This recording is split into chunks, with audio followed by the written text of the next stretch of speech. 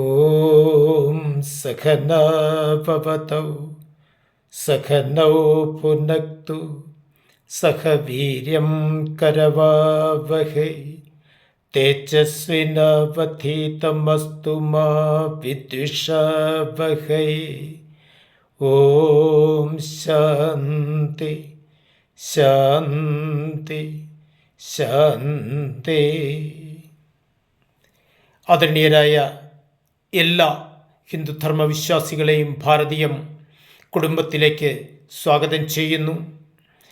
ഇന്ന് നമ്മൾ ഈ വീഡിയോയിൽ പ്രതിപാദിക്കുന്നത് അഷ്ടദിക്പാലകന്മാരെക്കുറിച്ചാണ്. അഷ്ടദിക്പാലകന്മാരെ ഭജിച്ച ഈ ഭൂമിയിൽ അവരുടെ സംരക്ഷണം നമുക്കുണ്ടെങ്കിൽ എല്ലാവിധ ശ്രേയസ്സും പ്രേയസ്സും പ്രദാനം ചെയ്യുന്ന ഭജനമാണ് അഷ്ടദിക്പാലക ഭജനം. അഷ്ടദിക്പാലകന്മാരെക്കുറിച്ചാണ് ഇവിടെ പറയുന്നത്. ഈ വീഡിയോ നിങ്ങൾക്കിഷ്ടപ്പെട്ടുവെങ്കിൽ ദയവായി എല്ലാവരും സബ്സ്ക്രൈബ് ചെയ്ത്, ഷെയർ ചെയ്ത്, ലൈക്ക് ചെയ്ത്, അതുപോലെ നിങ്ങളുടെ വിലയേറിയ അഭിപ്രായം രേഖപ്പെടുത്തി ഈ സന്ദേശം പരമാവധി എല്ലാവരിലും എത്തിക്കേണ്ടതാണെന്ന് പ്രത്യേകം അറിയിക്കുകയാണ്.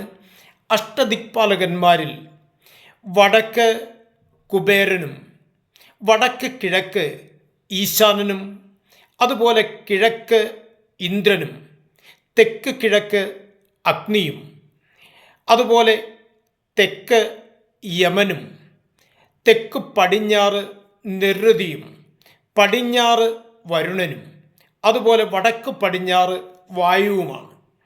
അപ്പോൾ ഈ ഓരോരുത്തരെയും പ്രത്യേകം നമ്മൾ എടുത്തു പറഞ്ഞാൽ കുബേരനെ ഭജിക്കുന്നത് നമുക്കറിയാം, എല്ലാവിധ ധനവും ഐശ്വര്യപ്രാപ്തിയും സിദ്ധിക്കുന്നതിന് വേണ്ടിയാണ് കുബേരനെ നമ്മൾ ഭജിക്കുന്നത്. അതുപോലെ ഈശാനൻ ശിവൻ്റെ ഒരു ഭാവമാണ്.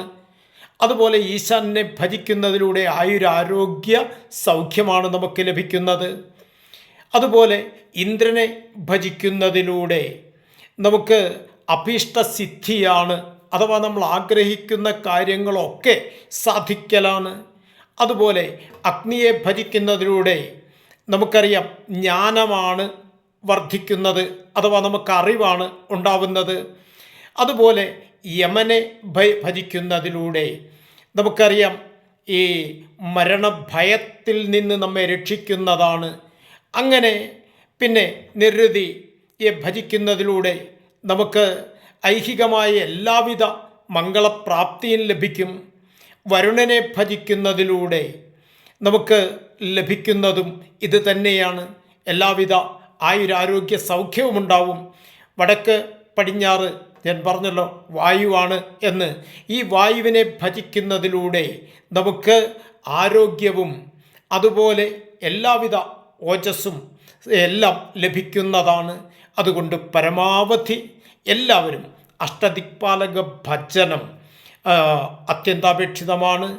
ഇത് എല്ലാവരും അനുഷ്ഠിക്കേണ്ടതാണെന്ന് പ്രത്യേകം ഓർമ്മിപ്പിക്കുകയാണ്. എല്ലാവർക്കും നമസ്തേ.